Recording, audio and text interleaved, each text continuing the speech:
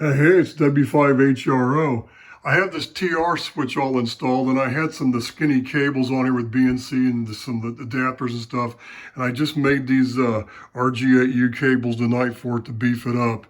So see, I've got it all hooked up, and it dawned on me, I had forgotten, I don't need to ground the relay. I forgot that there's 12 volts on this coming out of the output of this thing is switched. So what I did was, I just used a shorting plug for the ground RCA here.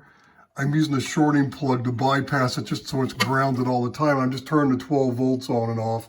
The 12 volts is always on inside this, on the bottom side of this exciter rack. It's got like one of those 1 amp regulators, and it's, you know, it's doing this relay and these other two, and I calculated it only draws like, the relays only draw like 0.45 amps, so I got a 1 amp regulator, so it's fine. So the 12 volts is always on, it just switches it through this relay out that back to this cable, this RCA cable.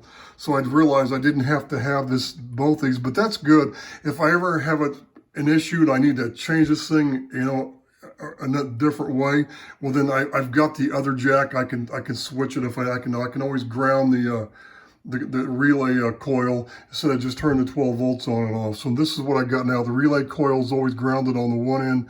Both relays in there are grounded, and then it just turns the 12 volts on and off to engage them. So that makes it easy. So let me go ahead and button this thing up, and then I'll finish the video here.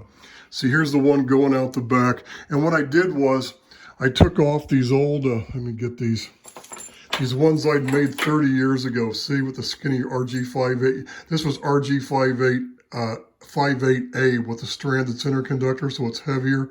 And I'd made those, so I went ahead and I got some of those new double female, like barrel, you know, what do you call those though?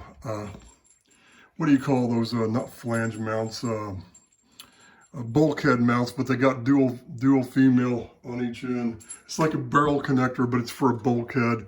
So that's how I did that. And I changed the one out here the same way down here. And I think what I should probably do too is, I'm not going to do it today, but I have this box for the sampler. I should probably mount this thing inside the, this goes the scope and the freak counter. I should probably mount this up in there too, and drill another hole in the bottom, like down, like right here, and put an RCA jack there to do that, or a BNC to do that. I could do that. I could put a BNC bulkhead there and just run out, so I've set it, leaving it up here on this thing. But for right now, it's okay. The reason I beefed up these cables tonight is I have a linear amplifier coming for the Kenwood 590 SG. I found the linear, and it's kind of a surprise. If it comes tomorrow, then I'll do another video on it, but it may not be here until Friday. It may come, it's scheduled for tomorrow, but it may not get here that soon. So let me go ahead and button this thing up and I'll finish the video. But one more thing, I forgot to mention, these relays have like a frame with the 4 holes and stuff, which is grounded to the bottom of that coil and the frame inside the relay. And I use nylon standoffs to isolate all that from ground, so the RF doesn't mess it up. And what it does is too, they're 30 amp relays.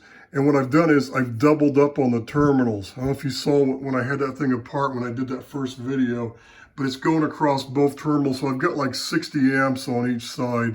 For the receive side, I don't need 60 amps on the TX side, but they're doubled up on both because I had to use 2 relays. I guess I could have found like a double pole, triple throw, but triple pole, triple throw relay, but it was fine doing it this way. So anyway, let me button this, so let me get the RF deck back in here and get it all fired up, and I'll show you how it works.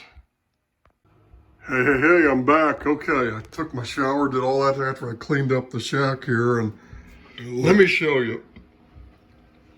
I was tuned up on 40 on the 590 SG, which is where I normally stay because it's awful noisy. It's still daylight here. It's not quite dark yet, so it's pretty noisy until it gets later on in the evening. After it gets dark, then the signals come way up, and so does the noise in some spot. But it's, you know, the signals are always stronger than the noise.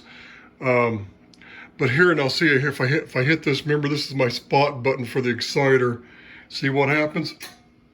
Cuts the receiver off. So you can see the signal for the even though it's grounding that coax going to the 590 SG and the SDR, the signal still comes through, see?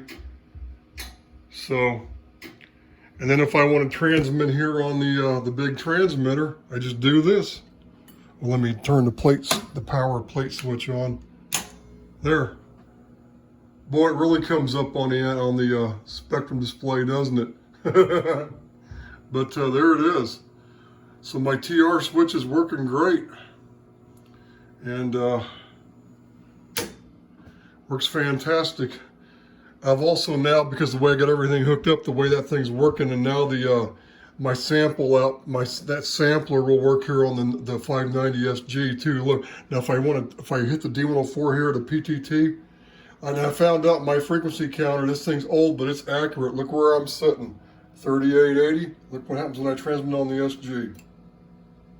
It's dead smack on the money. That counter's right on the button. So I know I've been on frequency for a long time. You know these new radios are dead on, so, but you know, I mean, the radio could always be off, but it's not. That's a pretty good indication that everything's accurate. I meant to turn this stepper tune box off. I don't know if you can see in the dark. I did eventually put some new buttons there, the blue buttons. These are they have the metal shafts. These are way better than what that guy had on here. I couldn't believe he sold it with those junky ones on there, but it's okay. It was easy to fix. I'm still having a problem with that box. So what happens is the motors get out of sync with the box.